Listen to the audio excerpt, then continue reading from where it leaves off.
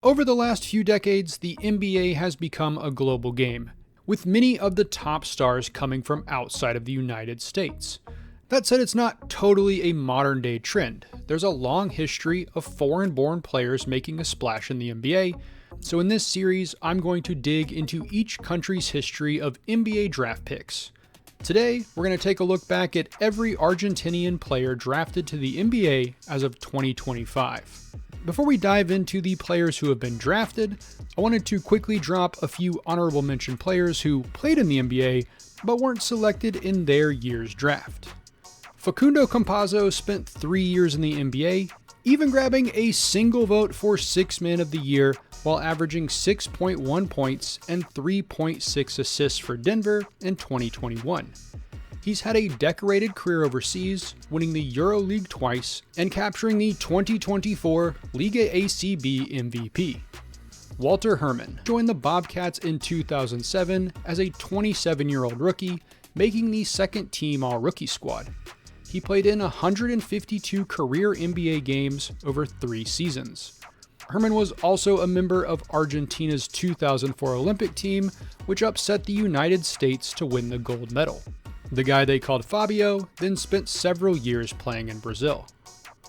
Pablo Prigioni helped Argentina to the 2008 bronze medal and spent several years playing in the top flight Spanish league. In 2012, he joined the Knicks. At 35 years old, he became the oldest rookie in NBA history. He played for 4 seasons, averaging 3.5 points and 3 assists, mostly off the bench. He's gone on to start a coaching career, and as of 2025, is Argentina's head coach. Of course, there are a few more solid Argentines, but all in the honorable mentions with Andres Nocioni. He spent 8 years in the NBA after starring internationally in the early aughts. During his 5 years in Chicago, Nocioni averaged 11.7 points, 5 boards, and got a smattering of votes for DPOY in 05, 06, and 09. After the latter season, he spent a few years bopping around the league before going back overseas in 2013. He won a few more Spanish league titles with Real Madrid, and before I forget, he was also on the 2004 and 2008 Argentine Olympic teams, winning 1 gold and 1 bronze.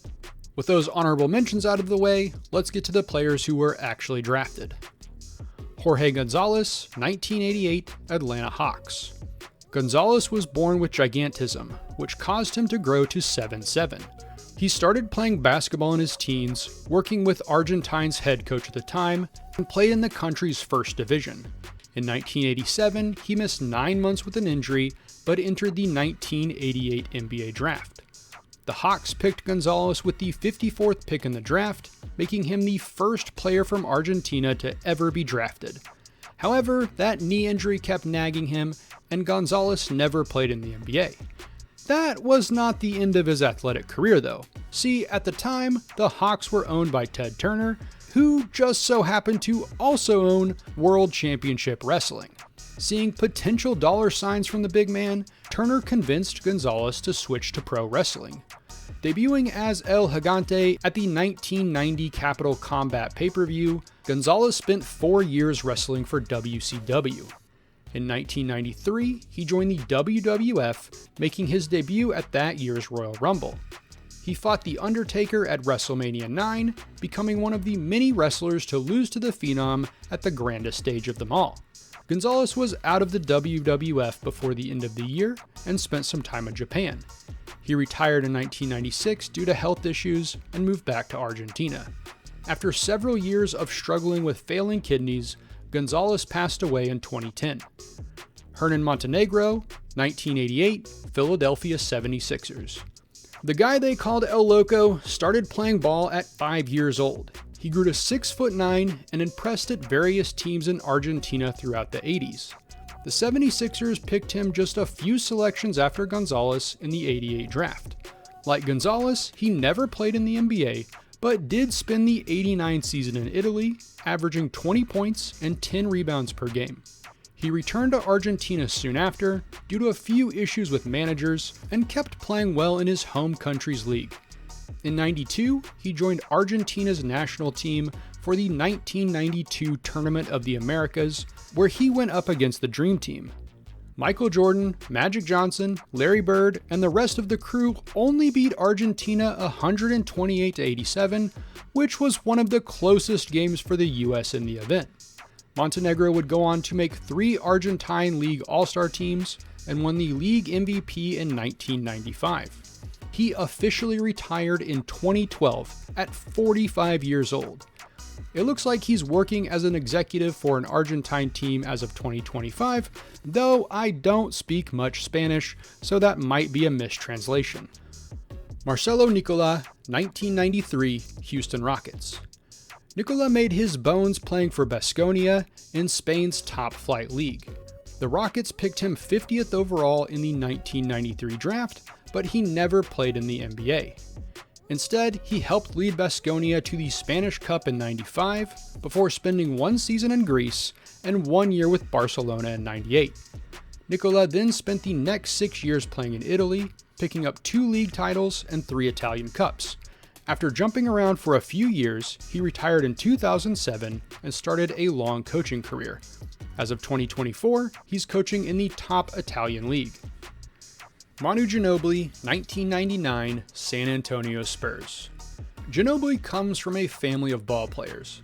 His oldest brother spent 7 years playing pro ball in Argentina, while his other brother Sebastian went on to play in the second-tier Spanish league. His dad Jorge was a coach in his home country and coached Manu early in his career. Ginobili played for a few Argentine clubs growing up, before heading to Italy in 1998. The Spurs picked him 57th overall in the 1999 draft, but he did not sign with the team. Instead, he spent 3 more years playing in Italy. After dominating at the 2002 FIBA World Championship, Ginobili was finally ready to join the Spurs. As a rookie, he mostly came off the bench to average 7.6 points and finish 4th for Rookie of the Year voting behind Amari Stoudemire, Yao Ming, and Caron Butler. He upped his scoring to 9.4 in the playoffs, helping San Antonio capture a championship. Manu bumped his scoring to 13 a night in year 2, grabbing some votes for 6th Man of the Year. That offseason, he helped lead Argentina to a gold medal at the 2004 Olympics. He became a starter for the Spurs in 2005, averaging 16 points, 4 rebounds, and 4 assists to make his first All-Star team and help win another title. After another season as a starter, Coach Greg Popovich moved him back to the 6-man role where Ginobili flourished. Despite starting only a third of his games over his 16-year career, Ginobili was consistently one of San Antonio's best scorers. He won 6th Man of the Year in 2008 and captured 3 more titles, consistently upping his game in the playoffs. He made a second All-Star game in 2011 and made the All-NBA third team in 2008 and 2011. Manu spent his entire career in San Antonio, helping Pop build a dynasty with Tim Duncan and Tony Parker. He is widely regarded as one of the best 6th men in NBA history and a perfect definition of a team-first player. Ginobili was inducted into the Hall of Fame in 2022 and has been working as a special advisor for basketball operations with the Spurs since 2021. Federico Kammerichs, 2002 Portland Trailblazers. Yakare was noticed playing in the Argentine League, and the Trailblazers picked him 51st overall in the 2002 draft. He never played in the NBA, instead moving to the top-flight Spanish league after joining Valencia in 2002. He spent his peak years in Spain and was part of the 2008 bronze medal winning Olympic roster. After that event, he moved back to Argentina, wrapping up his career with 7 more seasons in his home country, leading the league in rebounding in 2009 and 2010. Looking through his social media, he seems to mostly be enjoying retirement as of 2025. Luis Scola, 2002 San Antonio Spurs. Scola came to NBA scouts' attention while playing at Baskonia in Spain. That led to the Spurs picking him 56th overall in the 2002 draft. Like Ginobili, he didn't join the NBA immediately. Instead, he played with Baskonia through the 2007 season, growing into a 2-time All-EuroLeague first-team player. He was also on that 2004 gold medal team. In the summer of 2005, the Spurs negotiated a buyout of $3 million for his Baskonia contract, which meant Scola would have had to pay the Spanish side $2.5 million due to NBA rules at the time. The deal fell through, and Scola's rights were eventually traded to the Rockets in 2007. He signed with Houston soon after, finally joining the NBA. The 27-year-old rookie finished in third for Rookie of the Year voting behind Kevin Durant and Al Horford, while averaging 10.3 points and 6.4 boards. Over the next few years, he raised those numbers to a peak of 18.3 and 8.2 in 2011, consistently giving the team great big man minutes. In 2011, he was almost sent to the Hornets in the infamous Chris Paul to the Lakers trade, but David Stern stepped in and said no, that's not happening, so Scola stayed in Houston. In 2012, Scola was cut so the Rockets could try to clear cap space and sign Dwight Howard. Howard instead joined the Lakers, and Houston had to settle for James Harden. Meanwhile, Scola joined the Suns for the 2013 season, playing solid basketball, but seeing his numbers start to decline. He was traded to Indiana before the next season, and Scola spent the next 4 years mostly playing backup minutes for the Pacers, Raptors, and Nets. Ahead of the 2018 season, Scola moved back overseas, spending time in China and Italy before retiring in 2021. As of 2025, it appears that Scola is working as the president of an Italian team. Carlos Delfino, 2003, Detroit Pistons. Delfino grew up playing in local leagues before heading to the top-flight Italian league in 2000. The 6'6" forward spent 4 years playing in Italy. During his time there, the Pistons picked him 25th overall in the 2003 draft, making him the first player from Argentina to be selected in the first round. After winning a gold medal with his countrymen at the 2004 Olympics, Delfino moved to the US.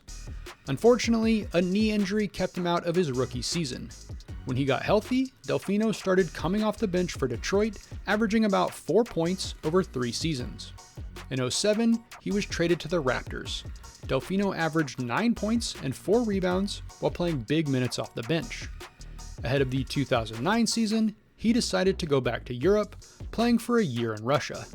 Delfino then signed with the Bucks ahead of the 2010 season and had his NBA breakout, averaging 11 points, 5 boards, and 1 steal a night while starting most of Milwaukee's games. Delfino struggled a bit with injuries over the next 2 years with the Bucks. In 2013, he signed with the Rockets. Delfino transitioned into a 6-man role, averaging nearly 11 points off the bench for Houston. During that postseason, Delfino hurt his foot, causing him to miss most of the playoffs. Complications from that injury led to 9 different surgeries and kept him off the court for 3 years. In 2017, he went back to playing overseas ball, largely in Italy. As of 2025, he's still listed on the Cinto roster despite being 42. Juan Pablo Vaulet, 2015, Charlotte Hornets.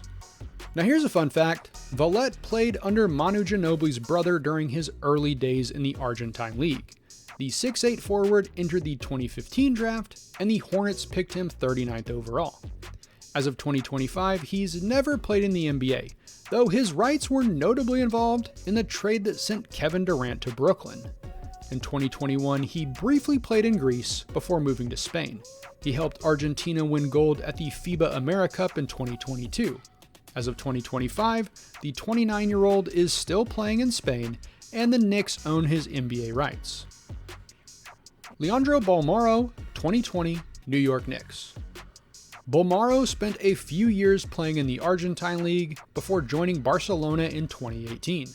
The 6'6" guard played well enough for the Spanish Giants B team in 2020 to move up to the main roster. The potential he showed off led to the Knicks picking him 25th overall in the 2020 draft. The team traded his rights to the Timberwolves soon after, and Bolmaro signed a 4-year deal with Minnesota in 2021. He played in 35 games in 2022, averaging 1.4 points and 1.5 assists. Bolmaro was part of the package that brought Rudy Gobert to Minnesota, and he played in 14 games with Utah before reaching a buyout deal and being waived in 2023. Bolmaro spent one more season in Spain before signing with Bayern Munich. He helped the German side win its league and the German Cup in 2024. He then won the Italian Super Cup with Olimpia Milano. As of 2025, Bolmaro is still playing in the Italian league. And that's every player from Argentina who has ever been drafted in the NBA. I'll be back in a few weeks with the next country, but if you like this draft video, why don't you check out my ranking of every 7th pick in NBA history?